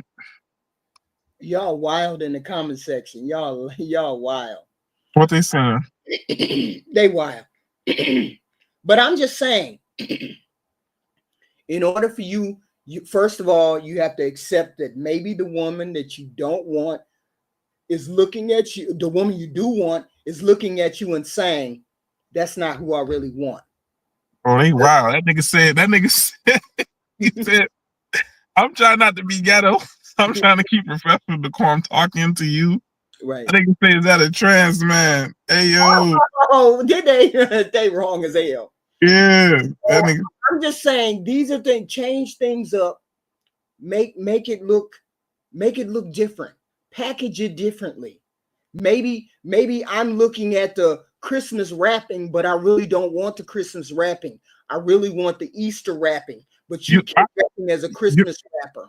I'm in agreement with you, but now when I'm trying to say, if I reverse it, I'm like, I've not been able to find anybody. Okay, if I dress up to do, because I'm going to say there's a point in time, let me go back. If we go back 2 years ago, let's say I did that. What happened at that point when I did that, I literally went and did exactly how you're talking about. I even rented a car to try and go out driving around and stuff like that. I caught a few people, like 2 or 3 and something like that. But I realized when you put on that front, it's like now it's sort of like having people in your hand to manipulate, and you start to become warped because now you just start doing it for the sake of doing it, is what I'm saying. you're not doing, but that's not what you're doing. I know it's not what I'm doing, so I'm just saying, like, that's what tends to happen when you sort of get into that. You dress like that and you pretend to be that, and you start seeing people come to you. You just be like, "Oh, I'm gonna just fuck with you. This is not. I'm not doing anything with you." But again, that was two years ago. But you see how you, but looks is always looks, and what you look like is the first impression of everything. You're not getting the looks. You're not getting you're not drawing them in. You have to draw a person in first. Mm-hmm. You have to draw people into your web before you can find out whether they're the right one for you. If you only getting one, but you approaching everybody, you just approaching this one, approaching this woman, and they all saying, "Hell no, I'm friend. I just want to be your friend. I just no." Not even that. So not even that. I got a certain radar. So when you explain it to me, I'm gonna be fair. So it's like you have to say certain things and talk a certain way. Mm-hmm. Like my senses, I have certain spidey senses. You know, like that's the best way to describe it. Where I could be like, I want to say something to you, because most of the time I'll not say anything to nobody. I can see on a regular basis, but it'd be like certain females, certain women, certain things that they say give me an idea of like, man, you possibly sort of have something about you I could say something to. But then at that time, what you're talking about, I don't be in that kind of setup where hair is done and I'm all dressed up, because it don't be at that time where I'm seeing them like that. You get me? Mm-hmm. Mm-hmm. So it'll have to be a chance where I'm dressed up as how you talking about, and then I come across that person I'm getting them senses from. So are you saying you're not willing to alter this one little thing?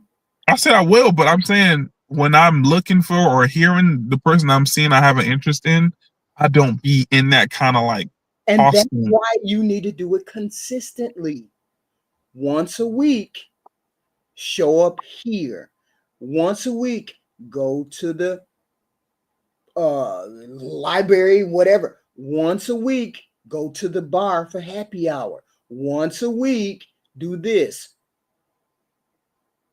Do it 4 times, like once a week, 4 times for a month, and see what you get. See how it comes across. See whether you get approached. Whether you get approached, not you going over there to talk to her. See if I get approached. Yes. Because women are attracted to men who are clean cut and they seem like they have things that are going on, seem like they have things that might be interesting about them. You want them to be attracted to you. Somebody said go to church. Somebody said go to the library. Somebody said go to these different places and find out if they're attracted to you. Oh shit. You know what? We ain't talk about a demographic. So now that you say that, you say I'm from Florida, right? Right. So I'm in Atlanta, so I ain't tell you that key detail. Oh, so Atlanta. Yeah, so being in Atlanta plays a big part of that. So the algorithm is a little bit different here. I don't know the dating dynamic. I do know it's like people. Why are people saying it's like trash? Is it really trash? I'm just saying it's trash. So look, when you my understanding coming here a long time ago, when I heard about it growing up in Florida, I thought this place was gonna have progressive like blacks that was like really like community and everything. I thought that Georgia folk might be like. The country Georgia folk might be like that, but being in the city any kind of way, and the people my age is none of that, like at all. Well, why are you in Atlanta? Why are you not in circumstance? The reason why I ended up coming here back. Go to what is it? The one where the golf carts. They got a golf carts. They drive golf carts. Kentucky? No, where they drive golf carts in Georgia. Where the rich people go. Six Flags? No, it's a city where they drive golf carts at. Peachtree? That's down in Noonan. There you go. Peachtree, Alpharetta, those places, and go to a bar dressed really nice. Okay. Be open to other races. You the only black dude in a bar. It's a handful of black dudes in a bar. You're in their clean cut jacket, hair pulled up, in a bun, blah blah blah, and you in a Peachtree bar, you're gonna get approached. Yeah, maybe might be a fetish or something. But yeah, that's better than nothing. You looking for somebody that wants you. Hmm. You want somebody to come to you, and then you navigate the landscape. Go to Alpharetta, a mixed bar. Go to I don't know the other cities in Atlanta. Peachtree City, a mixed bar. Yeah. Go to Stockbridge, Morrow and Stockbridge, where there's a mixed bar. Okay, yeah, I see that. I never heard of country club. No, I wasn't raised by a single mom. Rose talking about was that no. I My mean, dad, step out of your comfort zone. Stop yeah. going to all the black bars, and that's all it is competition. Because you know you're not gonna win. Because you're not the best looking guy. You're not the guy that got the money. You're not all of that. Mm-mm. So you want to be a fetish. So what? A fetish is gonna get you laid. Yeah, So that's all I'm saying. I hear you. I can do that. You know, No, yeah, I do. Yeah, I do box trucking. One of the things. There's like here in Atlanta, there's like you could do 5, 6 different things here. So yeah, I've stayed all across different parts of here. So I get you, but I've never tried to go venture out. Because again, the reason why I say that is because I'm by myself. right. That's the reason why I don't just be like going anywhere alone and it's just me. That's why. But I can do it right once a month, like you said, once a month. do it once a month, once a week.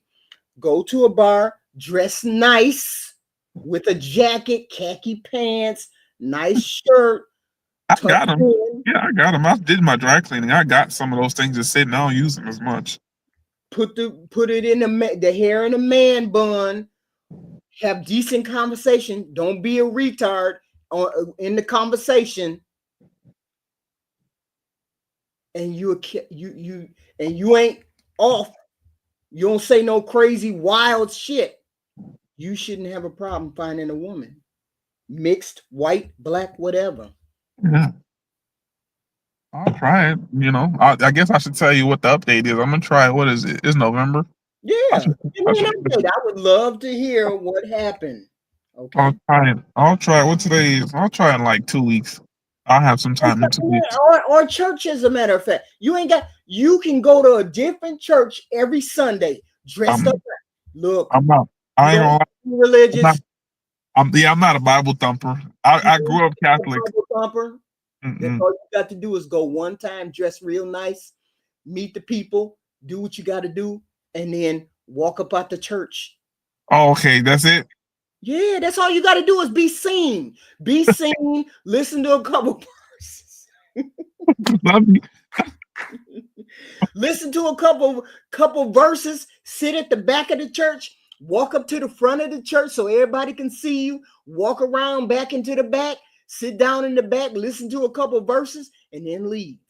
And you do that at every church. And I guarantee you're going to find a female that's willing to approach you. Who is this person dressed all nice, smell real good, blah, blah, blah. Okay, I could do that, but I just don't want to come to that cross path where like, am I religious? How strong is your faith in Jesus Christ? What you say is, I'm looking for a church. And I don't know whether this is the one, so I showed up here. Okay. And that's it. That's the only thing you say. I'm looking for a church, and I haven't found one, but I came here. Okay. There's one like 2 miles from here. Well, where I stay at, there's one 2 miles away. I've seen it. I'm gonna try there. Just try that. Here's Black America. What? Yo, Black. You set up? Can y'all hear me now? Yes, Yeah. I hear you. All right. So I I don't know how old you are, my man, but I'm HQ, 30. don't lie to this young man. Don't. I want to ask you a couple of questions, young man. Go ahead. Outside of a musician, a basketball player, and a football player, what man have you ever seen get women with dreads? You look fucking horrible. Horrible. These women be lying to you. You ever heard a woman say that Lizzo look good or Precious got a pretty smile or pretty face? You don't listen to these women when they tell you things, especially about attractiveness. Yeah. We are the ones that say what looks good. They can say that a man looks good, but we also can look at Arnold Schwarzenegger or whoever else you would say is handsome and say, now that's a handsome man. Denzel Washington on Training Day. Now that's a handsome man. Will Smith in I Am Legend. Now that's a handsome man. You have to emulate something like that. Right now, I'm sorry, kid. You're not the hair. It looks really, really bad. Yeah. It looks, and unless you're making a whole lot of bread, and I'm talking like a whole, I got gas trucks, right? I heard you do box trucking. I know box trucking makes good money if you own it. Yeah, if you own it, yeah. Yeah, if you own it. But if you just humping for $150, $200 a day type of shit, that's not cutting it, especially with the way you look. Mm-hmm. Okay, I don't sugarcoat shit for you. I'm not gonna do it. I got sons your age, okay, Yeah. and older, and I'm telling you, cut your hair, start looking like a decent young man. Start asking the broads you know. You ain't got no big brothers, no uncles. Nigga, are they walking around with dreads? I'm a special case. No. If I give y'all more detail, I said I'm a special case. I'm like No, the you're last. not a special case. Nigga, No, no, you're not. I'm Nigga, that's telling like you. every bitch thinking her pussy is different. No, It's all the that's same. not what I'm now, OG. I'm telling you, I'm the last of 7. I'm out of 5 girls and 2 boys. So everybody else is just females. So my older brother, he in another country, and it's just been me by myself. So no, I ain't got no older folks. Okay, so I dig that. So the problem is your masculinity. Okay. Okay, that's the problem. The problem is your masculinity.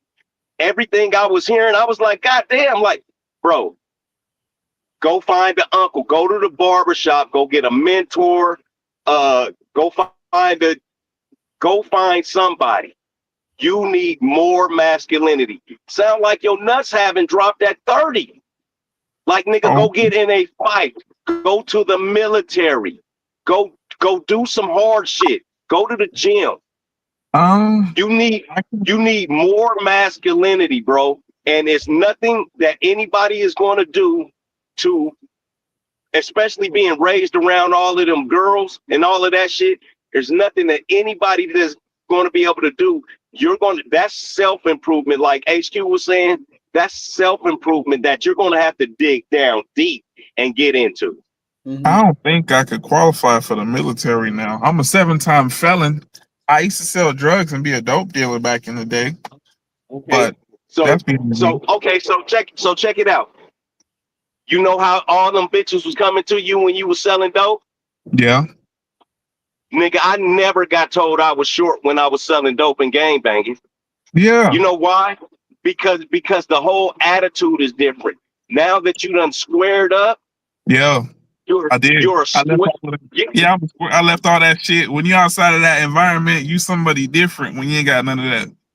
Right. So now that you done squared up, you are a square, and it has super carried over into this life you living now.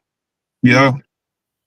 So what all I'm saying is, for one thing, how you present, your presentation is everything. Your voice, the way you structure words, the way you speak, your vernacular, everything is is a dynamic and it's synergistic and it all works together. And what you have right now, as far as man, it's not giving off manhood. It's not giving off, nigga, I will rip your larynx out your throat. No, that's because I'm talking to HQ. I'm on the internet now. I don't want to make him all like a gangster. Listen, No, I don't be trying to talk matter. It doesn't matter. Listen, even if I'm talking to HQ, I'm still going to be talking with a certain tone of not aggressiveness, but manliness. Mm-hmm. You see what I mean? I'm still going to be talking with a certain amount of push in my voice. You have no push in your voice. Okay, is what I'm saying right, HQ? This is man talk. I stand back and listen to men when they talk. No, I'm asking you as far as the push in his voice. I just thought I thought he was just being vulnerable. A nice guy, huh? You just thought he was a nice guy, huh? Yeah. When a woman says that, that means pussy. Do you understand what I'm saying? When a woman calls you a nice guy, that means you are a vagina. Yeah. You need to cut it out. Okay? All right, HQ, I love you. I'm finna go back to work, baby. All right. Ouch. What? No, he keeping it real, but no, for like the show's sake, I was just talking friendly with you. But no, when it comes to talking to other dudes and shit, niggas and shit, I talk way different. But you don't know me. It's the first time we talking on the live, so it's no need for all of that. Don't get wild on me. Nah, I ain't trying to. Take his advice to heart. Take it I did. where it came from. I didn't think those things. I thought you were a personable young man, and you at least see. Here's the thing. You also, on top of the things maybe he's saying, you also have to be personable in order to get a woman to come over there. I understand being hard, but you also have to be personable for a woman to want to come over there. Okay? But because if you're really brusque, maybe a woman won't approach you. Maybe you need to change what you're doing. We don't know because we don't know what type of woman that you like, right? Yeah. But we gave you some constructive advice. He gave you some advice from a man.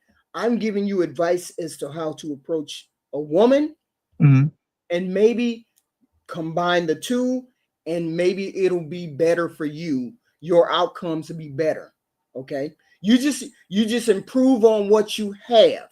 You can't change the fact that you're a nice guy. You can't change that, can you? Or can you not? You can't be an asshole and then really be a nice guy. It just doesn't work. So you have to improve physically, emotionally, maybe. See, I'm not a man. I can't tell you what to do. Take what he says, improve on what you have, and try some of the things that I said. Try some of those things. That's all we can do. That's all we can do is live with what we got and work with. I hear you. No, that's perfectly fine. I'm gonna take it because again, there's not many people to get any kind of like information from like elders or any of that stuff like how it used to be. So this is about as close as I get from older folks to have this exchange. I told you to put the hair in a bun because that you would look better. But maybe it's a cut that I don't know. I'm just saying. Women like buns. Maybe they don't. Maybe they do. I don't know. But thank you for coming up, Mr. Osmus God.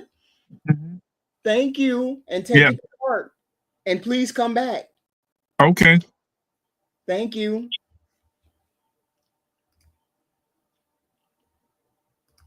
All right, guys. We got that hard one who came up here. Black America. I thought he was going to call me ugly like he did before. I thought he was going to call me ugly, but we got some things out of here. We got a young man who came up. Maybe he got some advice he didn't want to hear. Maybe he got some advice he did want to hear. And we explored it. You see that you see the submission, or you see what looked or came across as submission in a man, maybe less than what. It was an example. right? And then we got the direct opposite of Black America, who he's just gonna come up and be manly, like he just want to be all the time.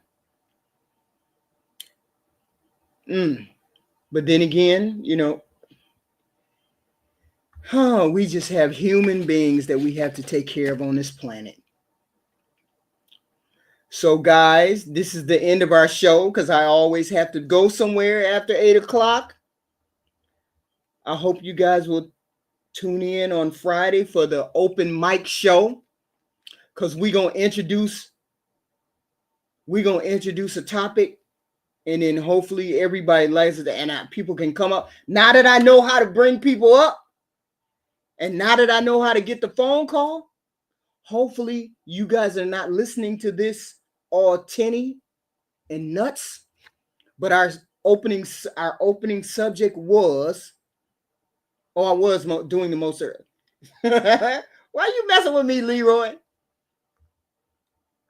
But as I stated at the beginning, and he was a good example, he was doing all the things when it came to submission and submissive men and that kind of thing.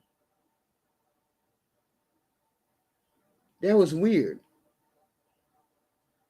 But I hope you guys tune in on Friday because who knows what we're going to have on that subject. Who knows? Now that I know how to bring you guys up, now that I know how to talk to you guys, and you guys know how to talk, and we can get some things resolved, I will see you guys on Friday. And I thank you. Please like and subscribe. I thank you for showing up. I thank you. Have a good one, guys.